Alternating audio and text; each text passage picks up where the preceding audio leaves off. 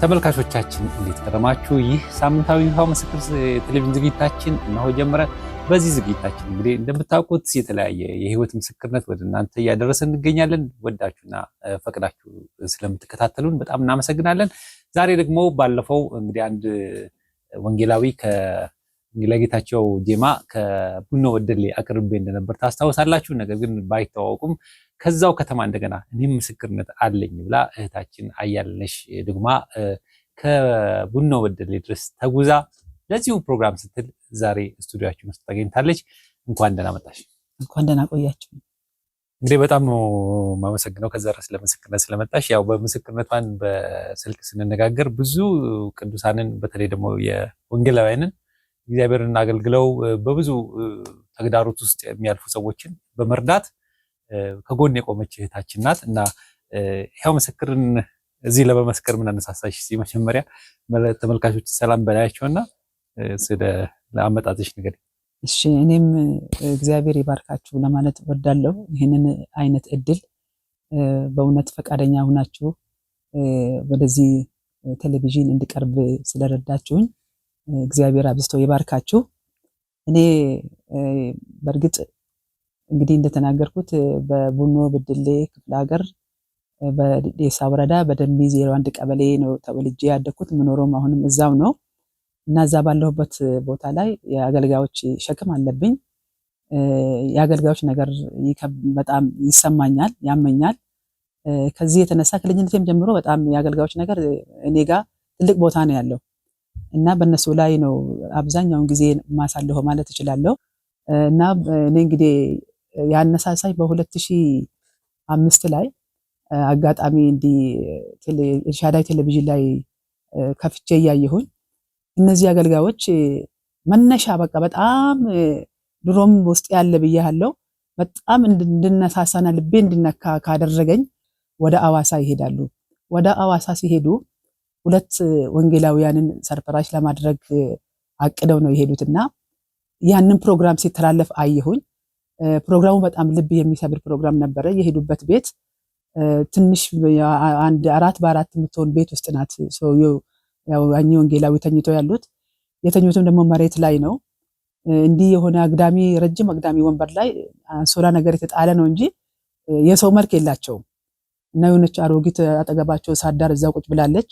የሚቀመጡበት ወንበር ምናምንም የለም። ሰዎቹ ከዚህ ያው ያስፈልጋል የሚሉትን ነገር ይዘው ነው የሄዱት እና ሰላም ብለው ገቡ።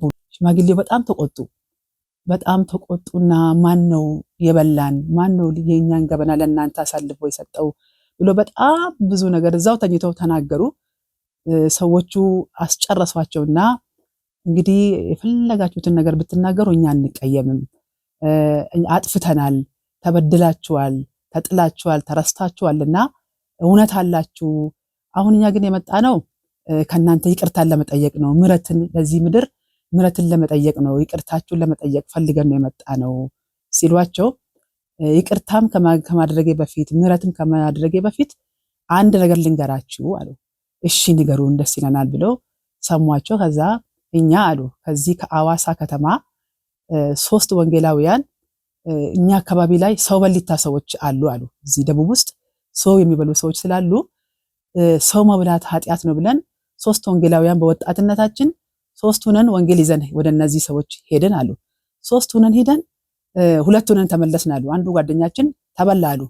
እኛ እንዲህ ራሳችንን አስበልተን ያገለገልነው ወንጌል ዛሬ ቤተክርስቲያን ጥላን ህዝቡ ጥሎን እዚህ ስፍራ ተረስተን በሽታ፣ ችግር፣ ረሃብ ተጫወተብን።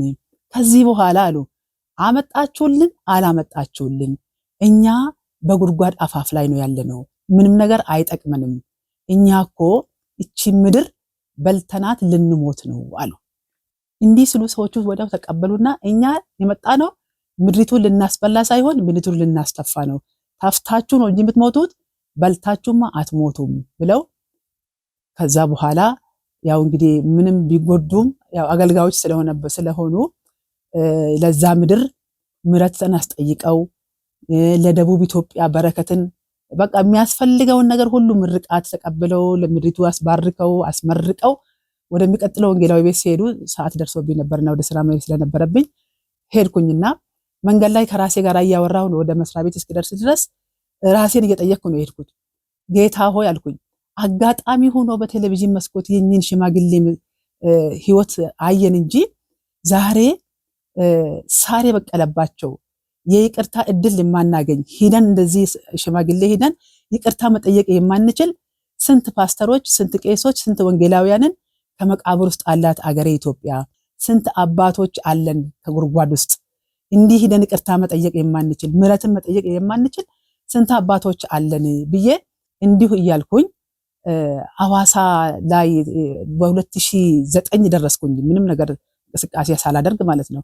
2009 ላይ ደረስኩና ባለፈው እንደነገርኩህ እኛ ወረዳ ላይ የቸርቾች ህብረት በጣም ከባድ ነው። አንድነታችን ከአገልጋዮቹ ይልቅ ምዕመናኑ በጣም አንድ ነው። በቃ ሙሉ ወንጌል ላይ ኮንፈረንስ ካለ ያለን ቸርች ምስጋና እንኳን እስከዚህም አይደሉም። በቤት ኪራይ ነው የሚያመልኩት። 4 ነን ከምስጋና ጋር።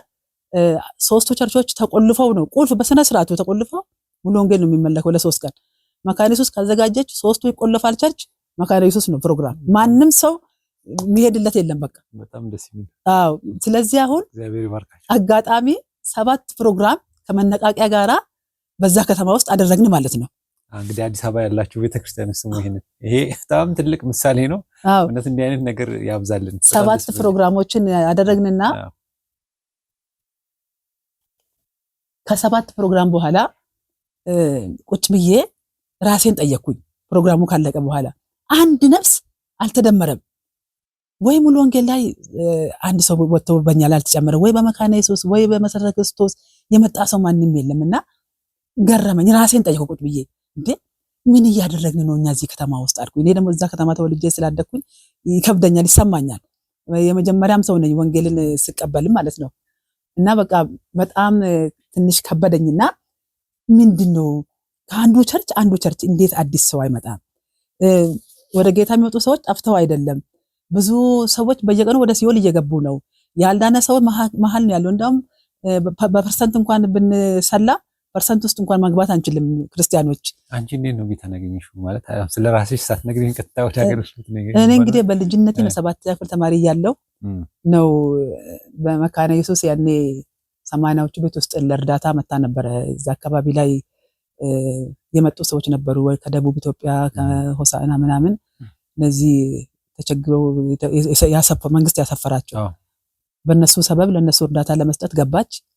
ብዙውን ጊዜ ደግሞ በእርዳታ ውስጥ ሰዎችን እንደሚሉን ወንጌል የሚሰበከው አዎ። እና በዛን ሰዓት አገልጋዮችን ላከች እንግዲህ መካነ ኢየሱስ። እና አንድ የሆነ ወጣት ልጅ አለ፣ ጎበዝ ልጅ ነው። እንደዚህ መነቤላ ቴፕ ነገር አለች መዝሙር፣ እሷን እየያዘ እሱ እግረ መንገዱ ለካ ስራውን እየሰራ ነው። ተማሪዎች እና እኛ ቤተሰብ ውስጥ ተከራይቶ የሚቀብጡ ተማሪዎች አሉ። እና እዛ ተማሪዎቹ ጋር እያመጣ ያን መዝሙር ይዘምር ያሰማቸዋል ተማሪዎቹ። አዎ ቴፓን አጋታሉ ባትሪ አትወስድም። በቃ አዎ እንደዛ ነው የሚሰራው። አንቺ በዛን ሰዓት እምነትሽ ያኔ ኦርቶዶክስ ነኝ። ኦርቶዶክስ ነን ግን ብዙም መናቅም በዛን ሰዓት እንደዚህ በእንዳሁኑ ዘመንም አይደለም። እንዳሁኑ ቢሆን ምናልባት በጣም እንችላለን። እና ምን አለ በአሁን ዘመን ምን አለ አዲስ አሁን ያስተምራል ኦርቶዶክስ። አሁን ትምህርት አለ፣ ስብከት አለ፣ ብዙ ለውጥ አለ። እንደዛን ዘመን እኮ አሁን ቢሆን አትመጭም ነበር እንግዲህ አሁኖቹ በጣም አሁን እኮ ለኦርቶዶክስ መስበክ በጣም ከባድ ነው ማለት ሁሉንም እንደውም ከፕሮቴስታንት ሳይበልጡ ይቀራሉ ብለን ልጆቻቸውን በመያዝ በስነ ስርዓት ሰዓት አክብሮ ሂዶ ትምህርት በመማር እኛ አካባቢ ላይ በጣም ከባድ ነው። እና እውነተኛ ወንጌል ያው እኛም እንደምናምነው እሱ ባይሆንም ግን ያው ውስጡን አናውቀውም። ግን ብቻ አያያዛቸው አሁን ጠብቋል ልፈልጌ ነው። እንደዚህ ማለት አያያዙ ሳይሆን ትምህርቱ ነው። ትምህርቱማ እንግዲህ እሱም ከየት ይመጣል? ህይወት የሌለው እዚህ ነገር አለቅም የሚባለው እውነተኛ ነገር ሲሆን ነው አይደለም? አልመጣም ነበር ካልሽ አሁንም ይሄ ሊኖር ይችላል። እንደው ሳስበው ነው የምልህ እንጂ መቼም ከማፀን ነው የምንጠራው።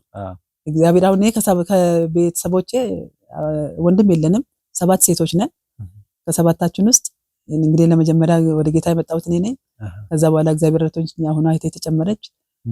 ከዛ በኋላ 2 ነበሩ፣ አንዷ ወደ ጌታ ሄዳብናለች። ሌሎቹ አሁንም 3 ከኔ በፊት ያለው 2 እና ከኔ ኋላ ያለች አንድ አሁንም አልመጡም። እና ይሄ እንግዲህ እግዚአብሔር አሰራር ነው።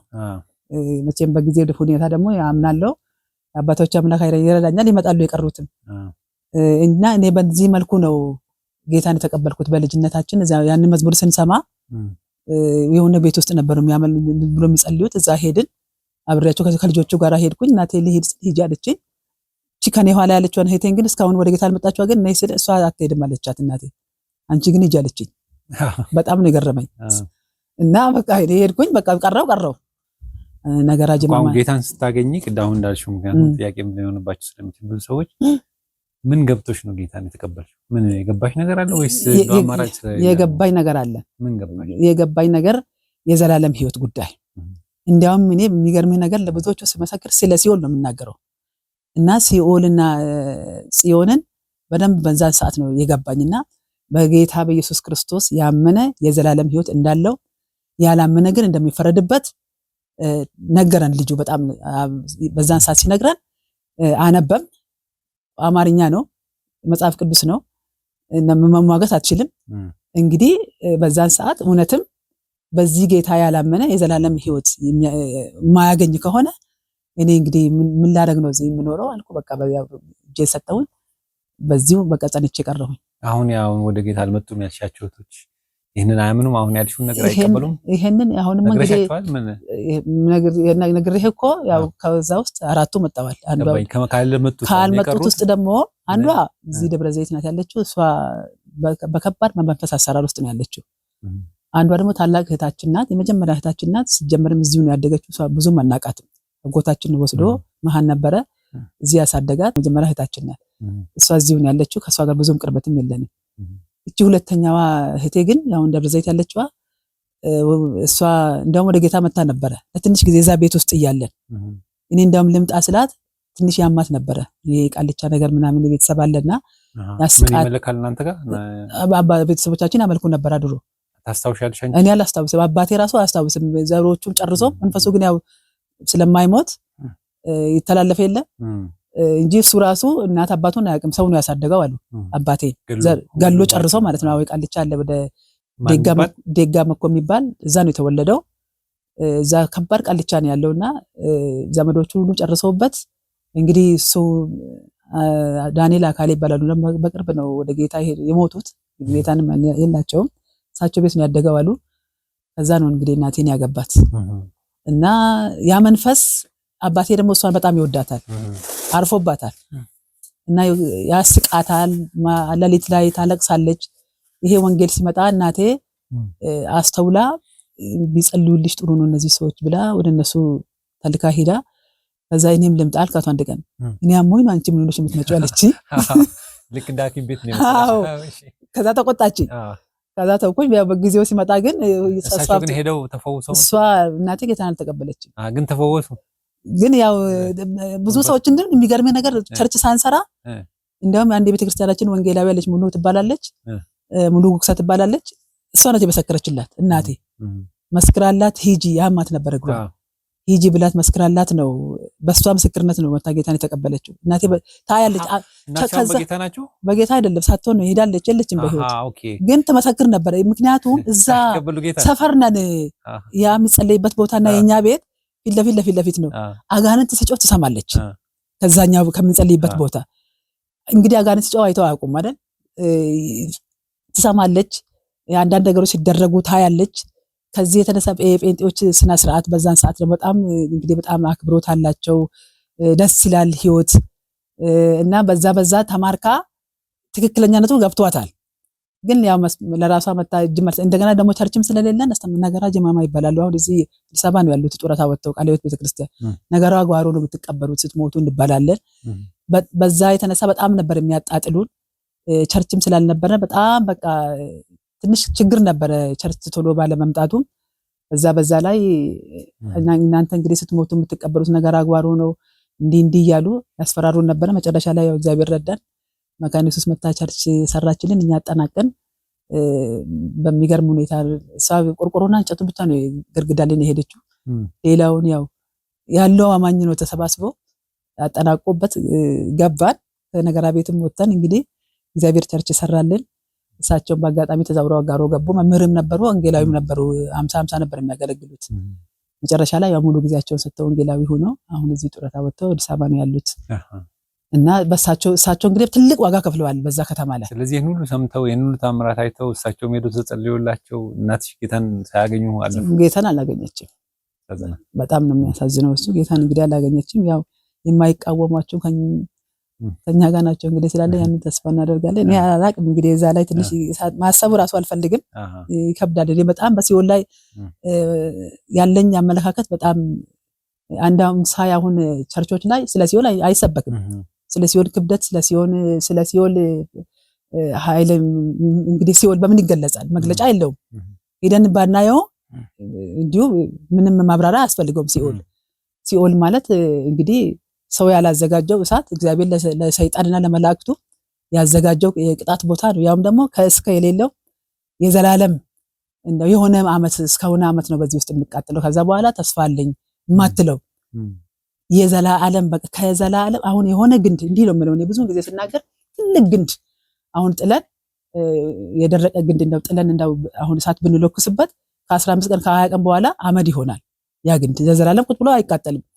እኛ ግን አንዴ ሲኦል ከገባን ከዘላለም እስከ ለዘላለም ከእስከ የሌለው መጨረሻ የሌለው ሽምግልና የሌለው በቃ ምንህም ከዛ ውስጥ ሊያወጣ የማይችል በጣም ከባድ የሆነ እንዴት ብዬ እንደምነግርህ አላቅም። እኔ በጣም እንግዲህ ምንም ነገር አተን ምንም ዋጋ ከፍለን ያችን የዘላለምን ህይወት እንደምንም ማግኘታችን ግዴታ ነው በቃ። ምክንያቱም ይሄ አንዴ ሄደን ከገባንበት እዚህ ያለን ሀብት አያወጣን፣ እዚህ ያለን ንብረት ዘመድ አያወጣን፣ ጭንቅላታችን አያወጣን፣ ዕውቀታችን ምናችንም አያወጣን። ስለዚህ በሲኦል ላይ እንግዲህ ቤተክርስቲያን አሁን ቁጥ ብዬ ሳስብ አይሰበክም ብዙም ስለ ሲኦል እና እዚህ ላይ ቤተክርስቲያኖችን ደግሞ ይሄን ፕሮግራም የምታዩ ብትሰሩ ለዚህ ትውልድ አሁን ትውልድ አብዛኛውን በስንት እጥፍ ነው ወደ ሲኦል እየገባ ያለው በየቀኑ ብዙ ሰዎችና ወደ ዋናው አላማይ ወደ አቋራጮች አሁን መከተል ይችላል።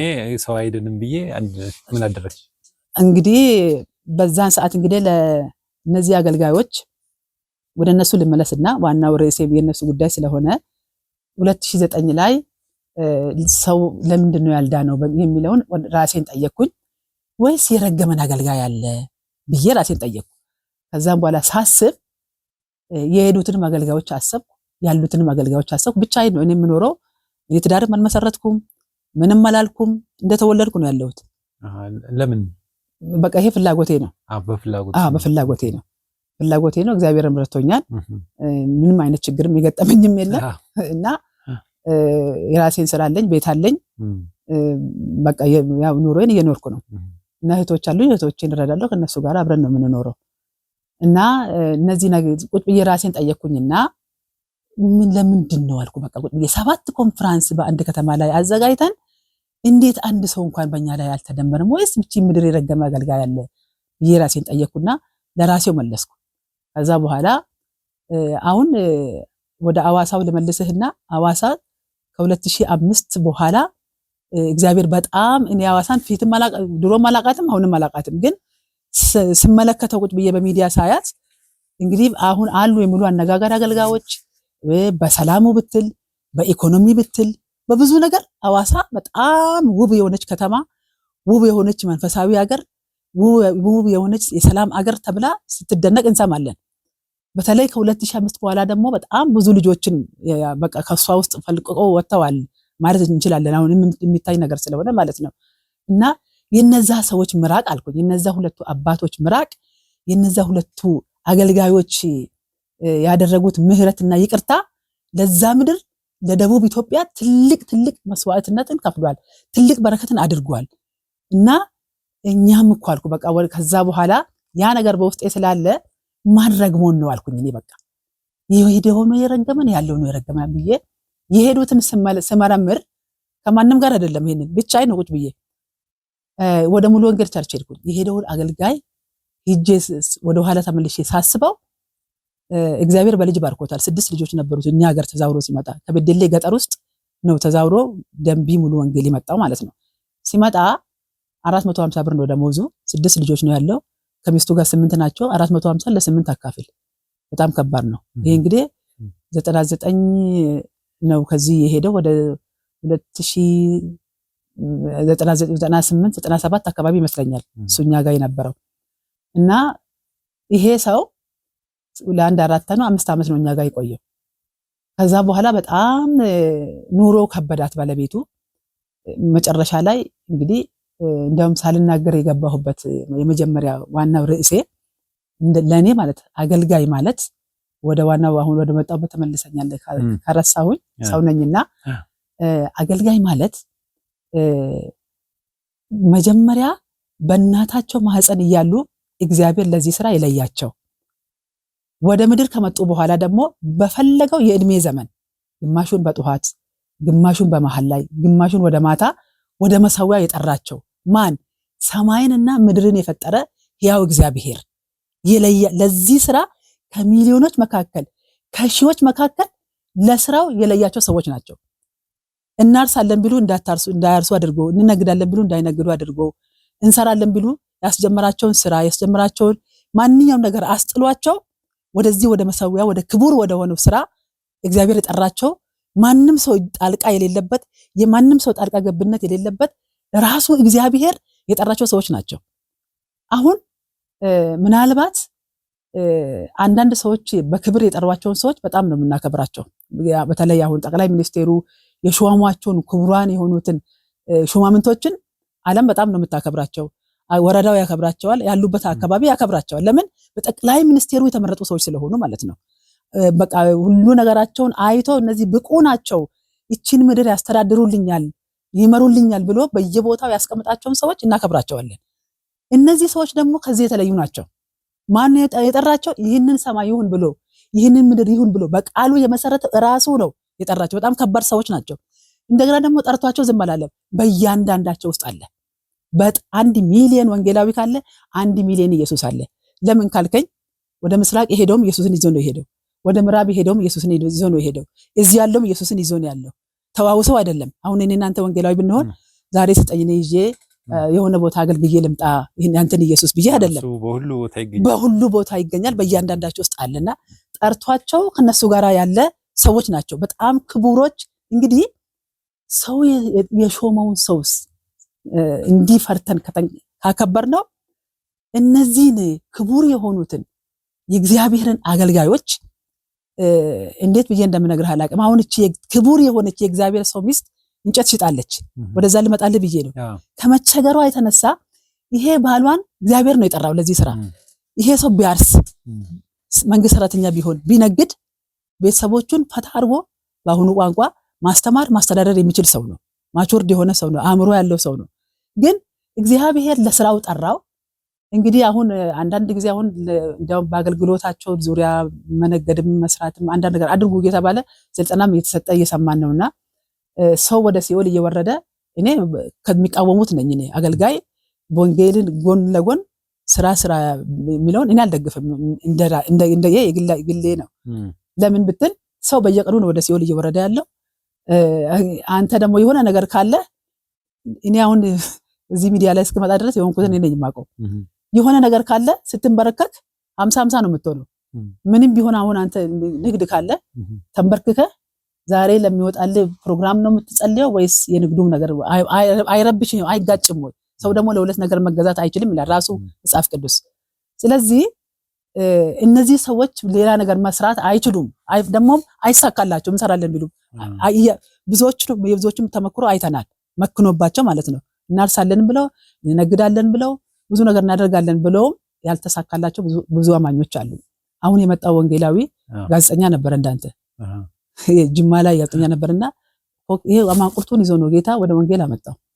እና እንግዲህ ከመጣ በኋላ ብዙ የከፈለው ዋጋ አለው ወደዚህ ወደ ወንጌል ከመጣ በኋላ። በጣም ጥሩ። እንግዲህ አሁን ከቀሪውን ታሪክ ትነግረናለች። ያው የዝግጅታችን አጋማሽ ላይ ስለደረስን ግማሹን ጨርሰናል። ስለዚህ እረፍት አድርገን እንመለሳለን። ተመልካቾቻችን የዝግጅታችን አጋማሽ ላይ ደርሰናል። ታሪካችን ይቀጥላል። እንግዲህ ከብኑ በደኔ ድረስ ለዚህ ለመስከረ ብላ ቪዲዮ ስለታችን በጣም ትቀጥልናለች። ባላችሁበት ጠብቁን። ይህ ሕያው ምስክር ነው።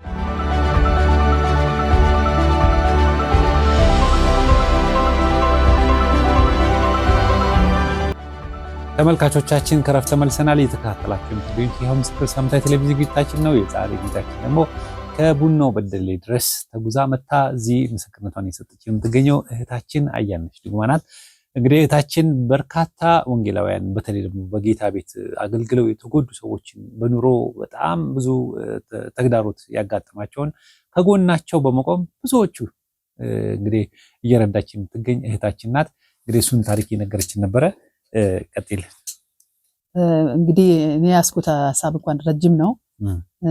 በዛው ከቀጠልኩኝ ይሄኛው የመጣሁበትን ዋናው ዓላማዬን ስለሚያስቀርብኝ የግድ ያንን መቆሜ ግድ ይላል እና በዛ ሰዓት እንግዲህ በ2009 ላይ አጠር አድርጌ እሱን ለመናገር ፈልጋለሁ አሰብኩኝ። ከዛ በኋላ እንግዲህ በሙሉ ወንጌል ያለው አገልጋይ እንደዛ ሚስቱን ጨሽጣለች።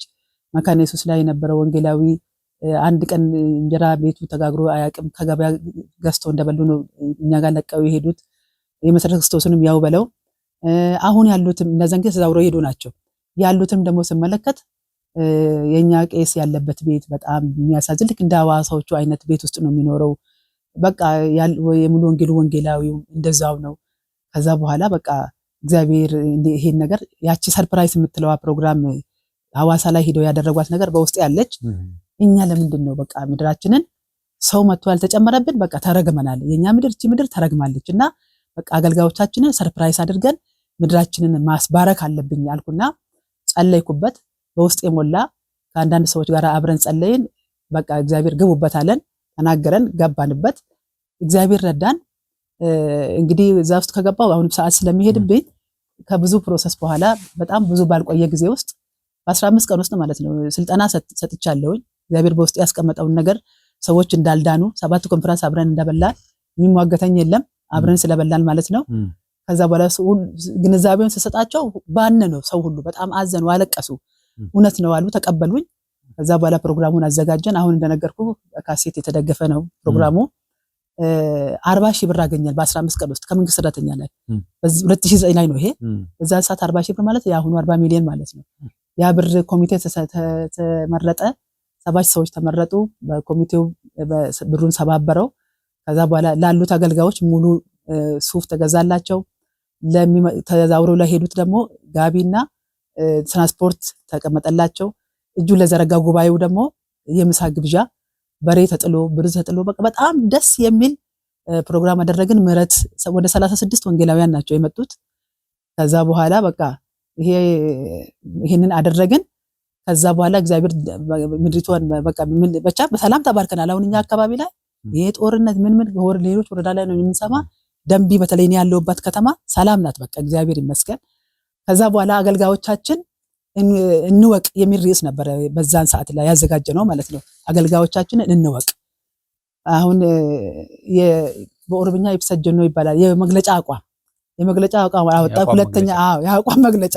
ሁለተኛ አገልጋዮቻችንን አናስርብም፣ እንጠይቃለን፣ እንፈልጋለን የሚል በቃ ህዝቡ ተማማለ። ከዛ በኋላ እግዚአብሔር ረዳን። 2009 ላይ እናደረገን 10ን ውለን 11 ላይ ለቄሳችን ቤት መስራት እንዳለብን ውስጤ ላይ ደግሞ ሞላ። ምክንያቱም ቢሞት እንኳን ሬሳ ማጠቢያ ቦታ የለንም ይሄ ሰው አለና እግዚአብሔር አሁንም ረድቶኝ በቃ ጸለይንበት። አሁንም አንዳንድ ሰዎችን አማከርኩኝ። ሁሉም ሰው ፈቃደኛ ሆነ። በ3 ወር ውስጥ 80 ቆርቆሮ ቤት ነው ሰርተን አሁን ቄሱ በውስጡ ነው ያለው። በዚህ ውስጥ እያለ 2015 ላይ 3ኛ ፕሮግራም መጣ ወደኔ። አሁንም የእግዚአብሔር ሸክም የነሱ ይሄ አሁን የመጣው እንግዲህ በጣም ከባድ እኔ እንጃ እንዴት ብዬ እንደምገልጸው አላቅም። ኑሮ 2015 ላይ በጣም ተተኮሰ። ከምግብ አንስቶ ማንኛውም ነገር በቃ ከቤት አስቤዛ እያንዳንዱ ነገር ጤፍ 120 ገባ፣ ሽንኩርት 100 ገባ፣ ሳሙና እንደዚህ ሁሉም ነገር ሄደ። ቅድም እንደነገርኩ 2005 ላይ አገልጋዮች በጡረታ የተገለሉ አገልጋዮች ምንም ነገር እንደሌላቸው ሰምቻለሁ እና ቁጭ ብዬ በቃ ውስጥ አስጨነቀኝ። በቃ በጣም እግዚአብሔር ስለነሱ ክብደት ወደኔ ያመጣ። በቃ በጡረታ ወደ ቤታቸው የገቡ የተረሱ በገጠሪቱ ኢትዮጵያ ውስጥ ያሉ አገልጋዮች፣ ፓስተሮች፣ ቄሶች፣ ወንጌላውያን በቃ የነሱ ነገር መቆም መቀመጥ በቃ በጣም ተጨነቅኩኝ። 3ኛ ዙር ያንን ከተማ መጠየቅ ደግሞ ከበደኝ። እኔ ሴት ነኝ፣ በዛ ላይ ገጠር ነው። 3ኛ ዙር አሁን ይሄንን ህዝብ እንደገና ጌታ ሆይ ምን ብዬ ነው በፊታቸው የምቆመው? ከዚህም በፊቱን ስላዩ ነው ያገለገሉት። አሁን የምትላቸው የሰጠኝ ዲዛይን ደግሞ በከተማ ውስጥ የሉም። ጡረታ በጡረታ የወጣ አሁን እግዚአብሔር የሚያሳየኝ ሰዎች የተጎዱ የተረሱ የተጣሉ ሰዎች የሉም። ተጣሉ ያሉትን እየረዱ ነው። እነሄን ደግሞ ምን ብዬ ነው ማስረዳው? ለማን ነው እንዴት አድርጌ ነው? እነዚህ ያሉት ምናልባት ደምቢዶሎ መጀመሪያ ወንጌል ወደ ኢትዮጵያ ሲገባ አንድ በደቡብ ኢትዮጵያ ነው፣ አንድ በምዕራብ ኦሮሚያ ነው ሲባል ሰምቻለሁ። እነዚህ ሰዎች አሁን ያሉት ምናልባት እዚህ አካባቢ አርባ ምንጭ ሊኖሩ ይችላሉ፣ ደምቢዶሎ ነቀምት ሊኖሩ ይችላሉ። እኛ ጋር ግን የሉም፣ ስቲል በደሌላ የሉም። እና አሁን እንዴት አደርጋለሁ ብል በቃ በጣም ሙግት ሆነ ከጌታ ጋራ። አጋጣሚ የሆነች እህት ቤት ለሰው ትጸልያለችና እንዲህ እግዚአብሔር የቀባት ናት። ለጓደኛዬ ላጸልይላት አሟት ይዣ ሲሄድ ስለ ሴትዮዋ ትታ በውስጥ ያለውን ነገር እኔ እየተሟገትኩበት ያለውን ነገር ተነገረችኝ። እንግዲህ እግዚአብሔር አደባባይ ላይ ካወጣው እግዚአብሔር ካነበበው ውስጥ ያለውን አልኩኝ። ያ 2009 ላይ ሰራሁት ስልጠና ነበር በቤት ውስጥ ያደረኩትና ከዛ በቃ ለልጆች አካፈልኩኝ። ወጣቶች ነበሩ በጣም የሚወዱኝ ስራዬን የሚያውቁ ከነሱ ጋር ሼር ተደራረግን።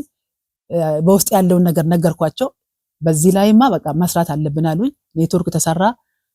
ሰዎች 15 ሰው 20 ሰው ማታ ማታ እኔ ቤት እየመጡ ስልጠና ይሰጣቸዋል። ከየትም ብቻ እነግራቸዋለሁ ስለ አባቶች ማለት ነው። ስለነዚህ አሁን የገባሁበት ዋናው ርዕሴ ወደዚህም የመጣሁበት ትልቁ ነገር በዚህ ዙሪያ ነው።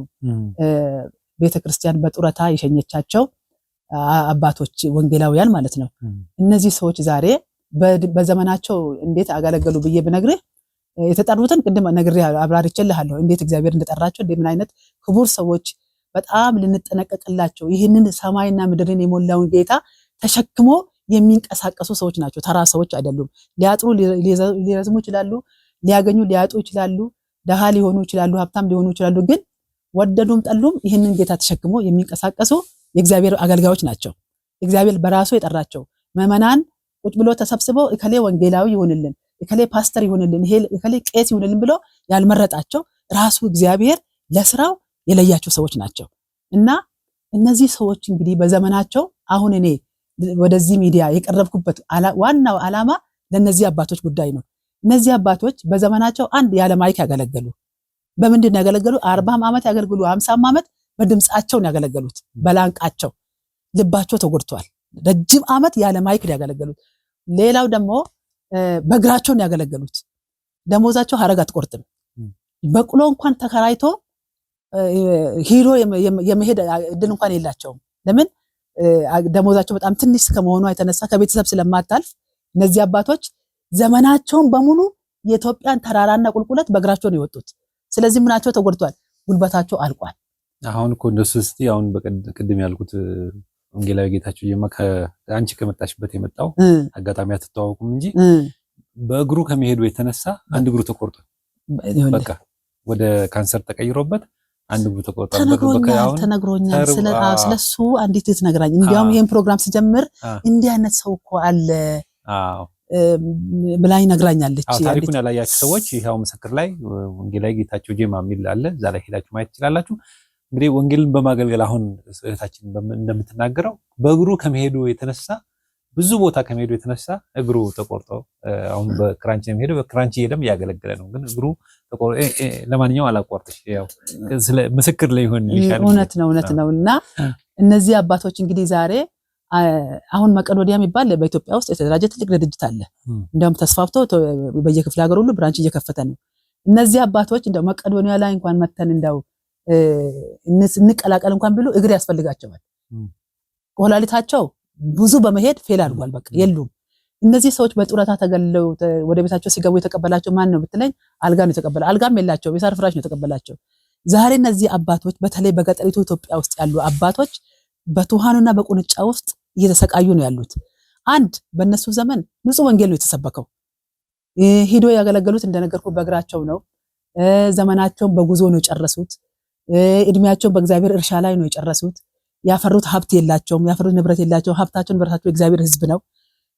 እንግዲህ በሰዓቱ ቤተክርስቲያን የሚገባቸውን ይገባቸዋል ያለችው ሰጣቸዋለች። በህጓ መሰረት ደግሞ ያው ገብተዋል ወደ ቤታቸው። ይሄ ምንም ማድረግ አይቻልም። እንግዲህ እነዚህ አባቶች አሁን የት ነው ያሉት? ጤፍ 120 ብር 1 ኪሎ ሲገባ ይሄ ባዶ እጁን የገባ ሽማግሌ ከየት አምጥቶ ነው ገዝቶ እየበላ ያለው?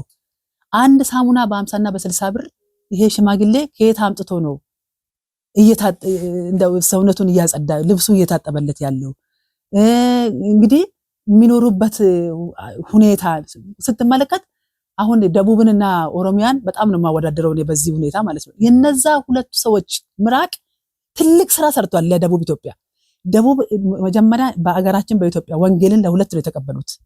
እነዚህ ሁለቱ ሀገሮች ወንጌልን እንደተቀበሉ ዛሬ ስትመለከት ሰማይና የምድር ያክል ልዩነት ነው በመሃላችን ያለው በኦሮሚያና በደቡብ መካከል። ለምን ብትል ኦሮሚያ ላይ በጣም ተጎድተዋል አገልጋዮች።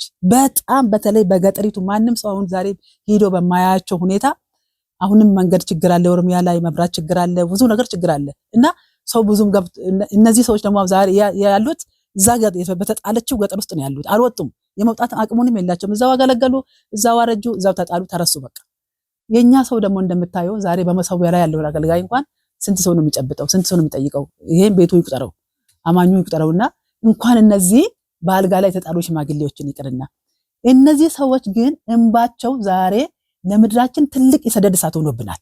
ምድራችን ተረግማለች። ኢትዮጵያ ለመባረክ ያላደረገችው ጥረት የለም። በተለይ በዚህ በብልጽግና ዘመን ብዙ ስራ ተሰርቷል። ግን በዚህ በኩል መንግስት ሲደፍን በዚህ እየፈነዳ፣ በዚህ ሲደፍን በዚህ እየፈነዳ በጣም ተቸግሯል መንግስት። ለምን ካልከኝ የኢትዮጵያ አገልጋዮች እነዚህ አባቶች እስካልተፈለጉ ድረስ፣ ይቅርታ እስካልተጠየቁ ድረስ፣ እስካልተጎበኙ ድረስ ኢትዮጵያ ትባረካለች ብሎ መጠበቅ በጣም ከባድ ነው። ለምን ረሃብ እያንገበገባቸው በተኙበት ቦታ ቤታቸው የፈረሰባቸው እኔ አሁን ያጠያየኳቸው ሰዎች አሉ። በበረዶ ቤታቸው ወንፊት ሆኖባቸው ክረምት በመጣ ቁጥር ጮሮቃ ውስጥ የሚተኙ አባቶች፣ እነዚህ ወንጌላውያን ቄሶች ደውዬላቸው የአቅሜን እየወረወርኩ ያለሁት አሉ። አሁን ቄስ ጀቤሳ የሚባሉ በምዕራብ ኦሮሚያ ውስጥ ነው ያሉት እና በጀቤሳ ይባላሉ። በጣም በሚያሳዝን ሁኔታ ውስጥ በቃ ቤታቸው በላያቸው ላይ ፈርሶ አሁን ግንዛቤ ቢያገኝ ምዕመናን ብንረዳዳ እኮ በጣም ቀላል ነው። ግንዛቤውን አላገኘም እንጂ ደግ ነው የኢትዮጵያ ሕዝብ። በጣም እንኳን ላገለገለው ለአባቱ ለአንድ ሽማግሌ ወንጌላዊ ይቅርና ለማንኛውም ሰው የተዘረጋ ያለ ሕዝብ ነው የኢትዮጵያ ሕዝብ። እኔ አሁን ይሄንን ፕሮግራም ብሩካን እጆች ስም አውጥተንልበት ተንቀሳቅሰናል እንደ ከተማችን። ይሄ እግዚአብሔር በዚህ በሰጠኝ በአባቶች ጉዳይ ላይ ብሩካን እጆች ላንብብልህ፣ ርዕሱን ደስ ይለኛል ባነብልህ። ዕብራውያን 6:10 እግዚአብሔር ቅዱሳንን ስላገለገላችሁ እስካሁንም ስለምታገለግሏቸው ያደረጋችሁትን ስራ ለስሙም ያሳያችሁትን ፍቅር ይረሳ ዘንድ አመፀኛ አይደለም ይላልና። ብሩካን እጆች የመረዳጃ ህብረት በክርስቲያን ወንድሞች የተመሰረተ ዓላማ ለወንጌል ዋጋ የከፈሉትን የተረሱትን ለማስታወስና በመርዳት መልሶ በማቋቋም አሁንም በማገልገል ላይ ያሉትን በአቅም ማነስ የተቸገሩትን መደገፍ ቀጣዩን ትውልድ ወንጌል ለማገልገል እንዲነሳሳ ለትርፍ ያልተቋቋመ የወንድማማቾች ፍቅርና ቀጣዩን ትውልድ ታሳቢ ያደረገ ነው። የእነርሱን ፈለግ ተከትሎ የወንጌል ባላደራ እንድንወጣ የሚያነሳሳ ህብረት ነው። የአባልነቱ መስፈርቱ ይላል የህብረቱ ዓላማና ተልዕኮ የተቀበሉ ቅንነት ያላቸውና ለመደገፍ ፈቃደኛ የሆኑ የትኛውም ቤተክርስቲያን አባል መሆን ይቻላል ይላል። ስራዎቹን እንግዲህ እሱን በኋላ ሰዓት ካለ እንሄድበታለን። ይሄንን ፕሮግራም እንግዲህ አስበሽ ይሄንን እንደ ሚኒስትሪ ወይም ደግሞ እንደ አገልግሎት ለመጀመር አስበን 2015 ላይ ያኔውን ወዲያው ጀመርን። እንግዲህ ጀመር ሰዎችን ልጆች ወጣቶቹ ልክ እንደ 2009 አመጡልኝ። ግንዛቤውን ሰጠኋቸው። እነዚህ አይደለም በቤቴ ውስጥ በከተማ ውስጥ ላሉ አማኞች ግንዛቤውን ሰጠኋቸው። እንግዲህ እንደዚህ አይነት ራዕይ እግዚአብሔር አሁን ሶስተኛ ዙር ወደኔ አምጥቷል። ከዚህ በፊት 2 ነገር ሰርታችኋል፣ ተባረኩ። አሁን ደግሞ እንዲህ አይነት ሰዎች መጡ። እናንተ አብዛኛዎቻችሁ ከየሀገራችሁ ነው ጌታን ተቀበላችሁ የመጣችሁትና እስቲ ለአንዳንድ ደቂቃ ወደ ሀገራችሁ ግቡና ትታችሁ የመጣችሁትን አባቶቻችሁን ያጠመቋችሁን ያስተማሯችሁን ለዚህ ያበቋችሁን አሁን ራሱ በየመድረኩ የሚያገለግሉንን አባቶች ከነሱ ጉልበት ነው የወጡት። እነሱ የወለዱልን ልጆች ናቸው ዛሬ እኛን እያገለገሉ ያሉ። እነሱ ያሳደጓቸው፣ እነሱ ያበሰሏቸው ፓስተሮች፣ ቄሶች፣ ወንጌላውያን ናቸው ዛሬ ወንጌልን እየዘሩ ያሉት። እነሱን የወለዱልን እነሱን ያሳደጉልን ግን ዛሬ በትኋንና በቁንጫ እየተሰቃዩ በረሃብ እየተገረፉ ነው ያሉት። እኛ ዛሬ ደሞዝተኛ ሆነን ይህንን ኑሮ መቋቋም አቅቶናል። እነዚህ አባቶች ደግሞ ያለ ጡረታ ነው ወደ ቤታቸው ገብተው ያሉት። ምን እናድርግ? ምን ይመስላችኋል? መቄዶንያ ቢንያም እኮ ብቻውን ተነስቶ ነው ዛሬ ዘመናቸውን በተድላም ይሁን እንደፈለጉ ተዝናንተው የጨረሱትን ሰዎች ወደ አስፋልት ሲወጡ ሰብስበው ቢውሉ አያድሩም ቢያንስ በጥሩ አልጋ ላይ እየተኙ ነው የኛ አባቶች ግን ዘመናቸውን በእግዚአብሔር እርሻና በእግዚአብሔር ቤት ውስጥ ጨርሰው በእኛ ላይ ኢንቨስት አድርገው እነሱ ግን ዛሬ በታላቅ መከራና ስቃይ ውስጥ ተጥለው ተረስተው ያባከና የሚላቸውም የለም ዞር ብሎ የሚያያቸውም የለምና ይሄ ደግሞ መጥቶ የት እንደደረሰ በአይናችን እያየን ነው የሀገራችን የሰላም ሁኔታ በተለይ በኦሮሚያ ላይ ያለው እና ምን ይመስላችኋል 10 ብር አልኳቸው እኛን አይጠቅመንም አይጎዳንም በዛን ሰዓት ደግሞ መንግስት መሬቶችን እየወሰደ ነበር ከቸርቾች ላይ በድሬዳዋ ሙሉ ወንጌል 40 ዓመት የመካነ ኢየሱስ ቸርች ልትወረስ ነው ተባለ እዚህ ኩሪፍቱ ምናምን እና እየወጡ የቤተክርስቲያኑ መሪዎች ይሄን ያክል ሰዎች ነን ይያሉ ስታቲስቲክሱን ይናገሩ ነበር 30 ሚሊዮንን አያነን እንደዚህ ያሉ ሲናገሩ ከዛው ላይ ወሰርኩኝና እኔ አልኳቸው በኢትዮጵያ ውስጥ እኔ አሁን እንደ ኢትዮጵያ ነው የምናገረው እንጂ እንደ ኦሮሚያ አይደለም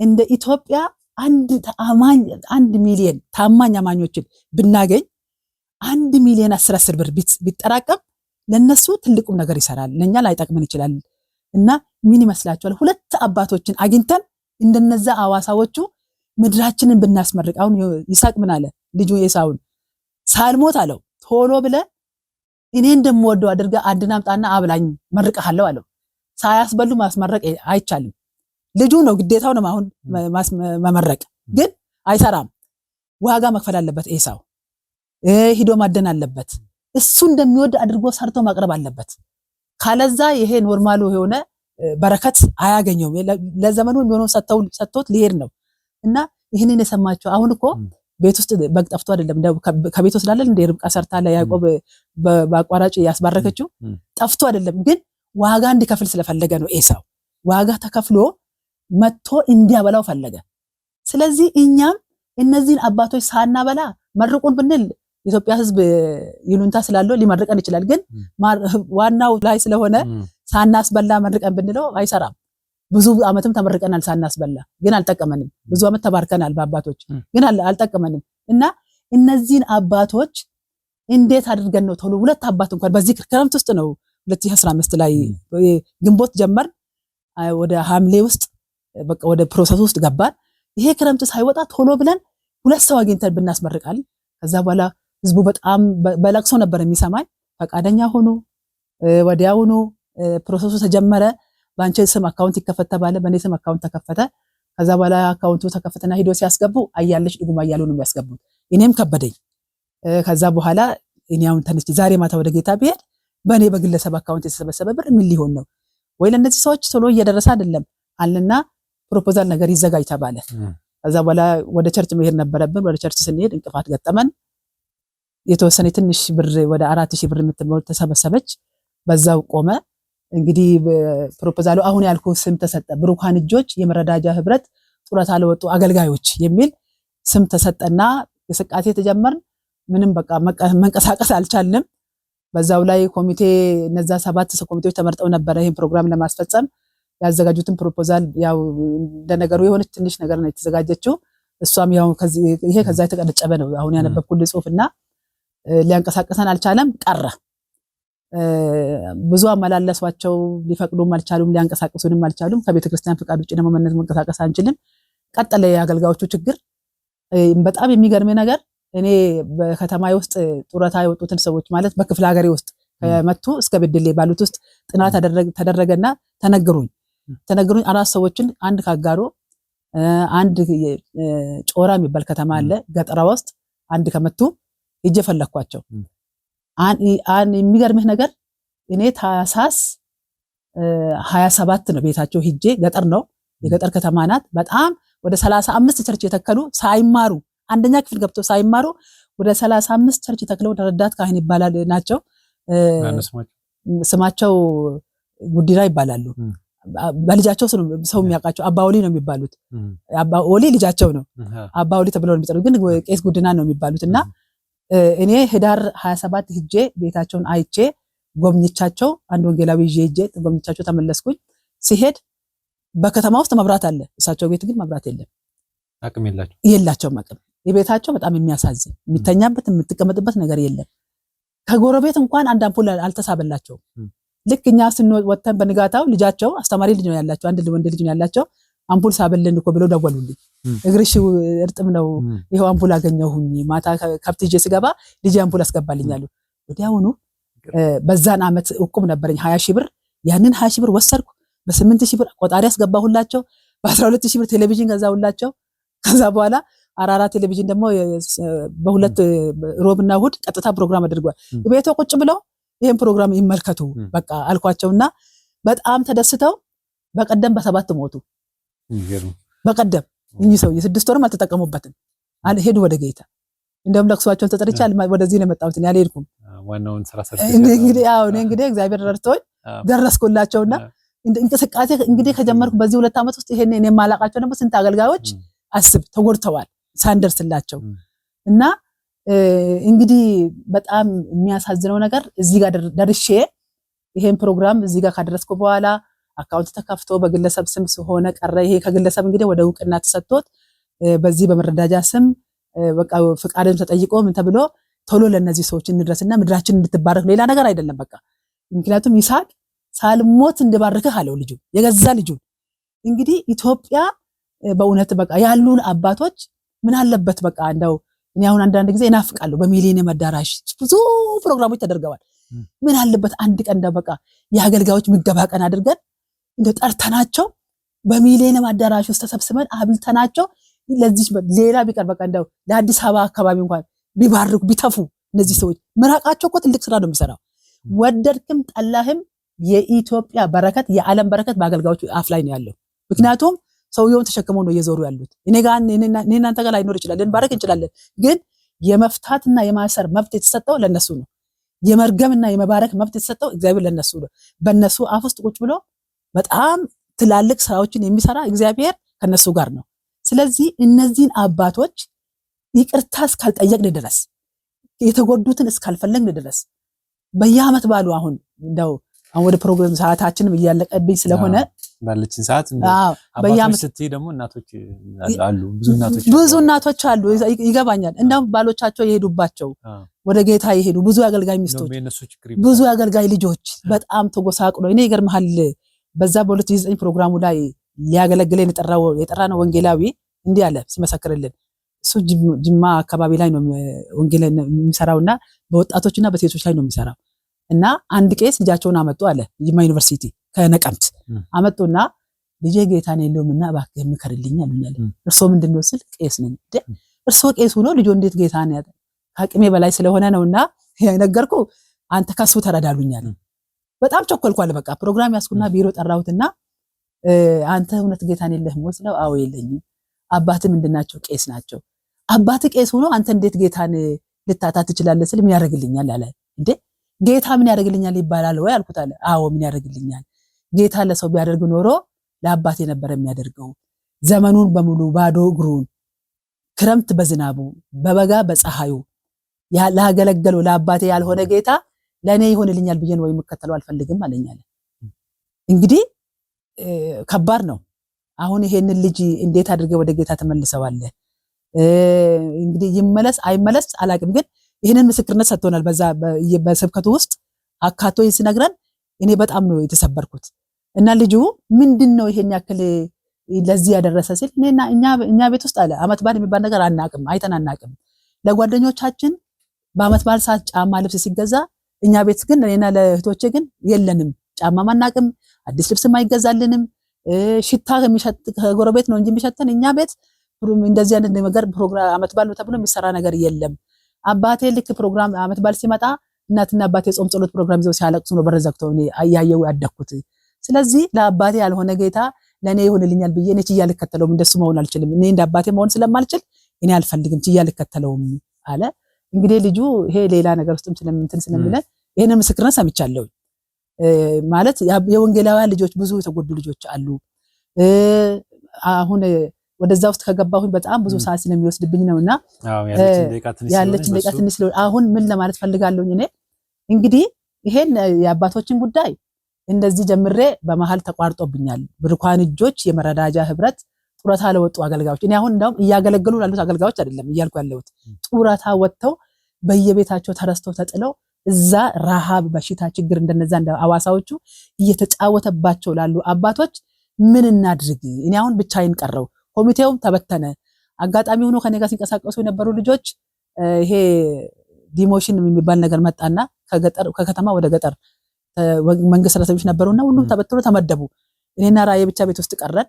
እንግዲህ ስል ነው መጨረሻ ላይ እግዚአብሔር ባለፈው ረድቶኝ ይሄንን ስልክ አግኝቼ በወንጌላዊ ሰቦቃ በኩል ነው አንተ ጋራ የሱስ ምስክርነት ስሰማ ስልኩን ሲለቅ ሰልችቶኛል። እንግዲህ ያልደወልኩበት ያልሞከርኩት ያልሄድኩበት ቦታ የለም በስልክ በእግር ይሄን ራእይ ለማስፈጸምና አጋጣሚ እንግዲህ ጊዜው ነው መሰለኝ አላቅም ከዚህ በኋላ እግዚአብሔር ምን እንደሚሰራ። አሁን ምንድነው ምን እንዲደረግልሽ ነው ትለው? ለምሳሌ አሁን ይሄንን እንደ ሚኒስትሪ ማድረግ ካለብሽ ለምሳሌ ፈቃድ ማውጣት አለብሽ፣ ካውንስሉ ጋር መመዝገብ አለበት።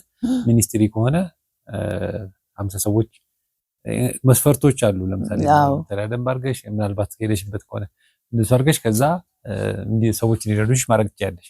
ምን እንዲደረግልሽ አመጃለች እንደይቃን ተጠቀሚና ምን እንዲደረግልሽ ትፈልጊያለሽ? ለተመልካቾች መልእክት ይችላል። እኔም እንዲደረግ የምፈልገው አንድ ሰው የለኝም አንድ በል ይሄ ራእይ አሁን በጣም ታማኝ የሆኑ ሰዎችን እውቅና ያላቸውን ሰዎች ህዝብ የሚያምናቸው ሰዎች ይፈልጋል። እንደነገርኩ እኛ በገጠሪቱ ከተማ ውስጥ ነው የጀመርነው።